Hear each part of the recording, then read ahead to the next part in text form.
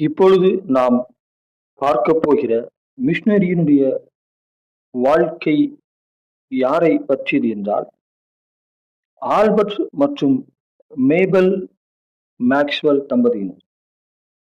இவருடைய இயற்பெயர் என்னவென்றால் ஆல்பர்ட் சிட்னி மேக்ஸ்வெல்.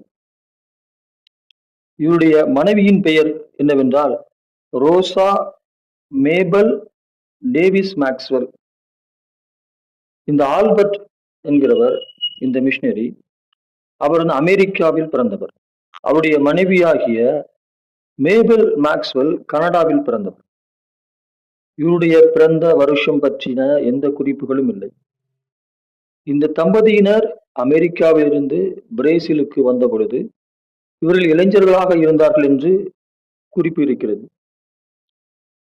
இவர்கள் அமெரிக்காவின் இருக்கிற அமெரிக்க பிரஸ்பைடேரியன் மிஷனரிகள் ஆவார்கள்.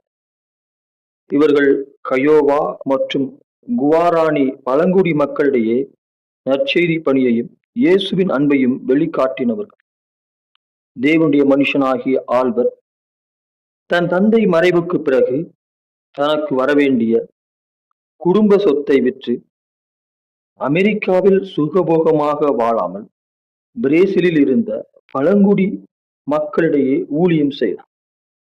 மருத்துவம், சுகாதாரம், பள்ளிக்கூடம், சாலை அமைத்தல், இப்படிப்பட்ட நற்காரியங்களை செய்து இயேசு கிறிஸ்து அவர் இடத்தில் இருந்தால் என்ன செய்வாரோ அதை செய்தார்.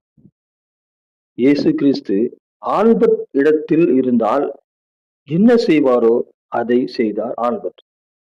இயேசுவின் சுவிசேஷத்தை மட்டுமல்ல, அவருடைய அன்பையும் வெளிப்படுத்தினார். தன் பரம்பரை சொத்தை விற்று கிறிஸ்துவின் அன்பை வெளிப்படுத்தியிருக்கிறார்.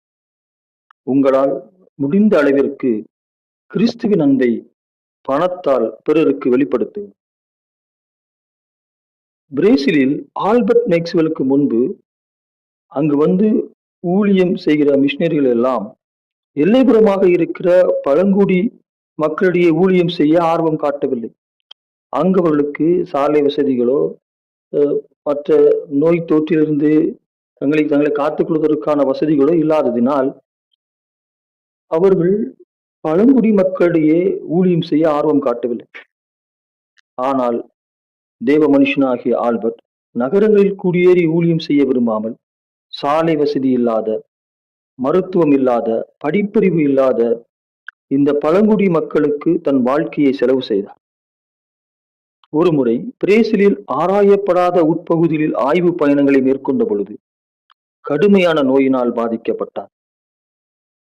அங்குள்ள உள்ளூர் மக்களின் உதவியுடன் ஆல்பர்ட் ஒரு தற்காலிக படகை உருவாக்கி மருத்துவ உதவி கிடைக்கும் வரை 2 நதிகளில் தொடர்ந்து 40 நாள் பயணம் செய்தார்.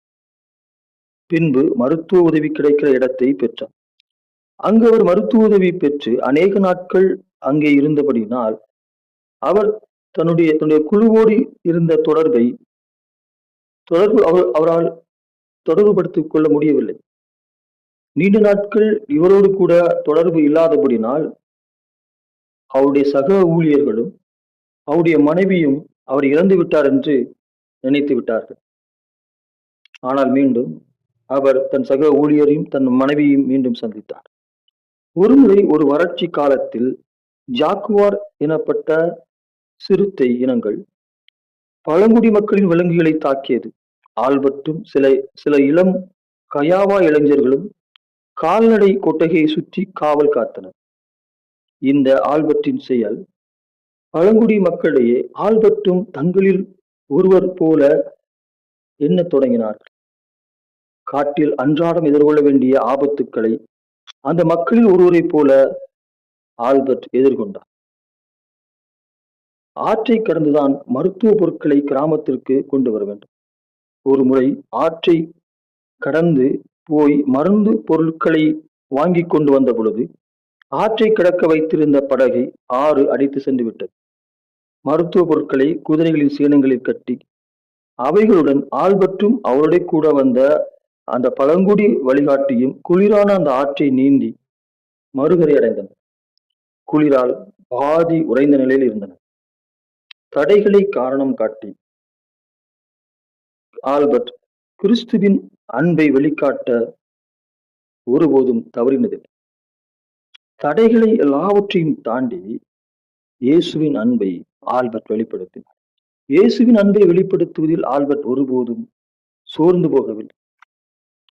இந்த ஆல்பர்ட் மற்றும் மேக்ஸ்வெல் தம்பதியினர் 1928 ஆகஸ்ட் 28 கயுவா சுவிசேஷ மிஷனை நிறுவினார்கள். இதன் நோக்கம் பழங்குடி மக்களுடைய வாழ்க்கையை மாற்றுவது. இயேசு கிறிஸ்துவை அறிந்த ஒருவர் இயேசுவை அறிவிக்க வந்தால் ஒடுக்கப்பட்ட, தாழ்த்தப்பட்ட மற்றும் பழங்குடி இன மக்களின் வாழ்க்கை எப்படி மாறுகிறது என்பதை காட்டத்தான் இந்த கயுவா சுவிசேஷ மிஷனை நிறுவினார்கள். மருத்துவம், கல்வி மற்றும் பழங்குடி மக்களுடைய வாழ்க்கை தரத்தை மாற்றுவது கயுவா சுவிசேஷ மிஷனின் முக்கிய நோக்கம்.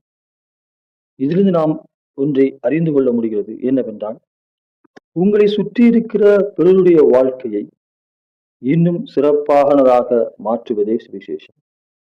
உங்களை சுற்றி இருக்கிற பிறருடைய வாழ்க்கையை இன்னும் சிறப்பானதாக மாற்றுவதே சுவிசேஷம்.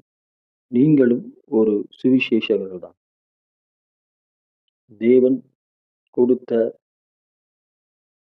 இந்த ஆல்பர்ட்டுக்காக கர்த்தருக்கு நன்றி. ஆமென்.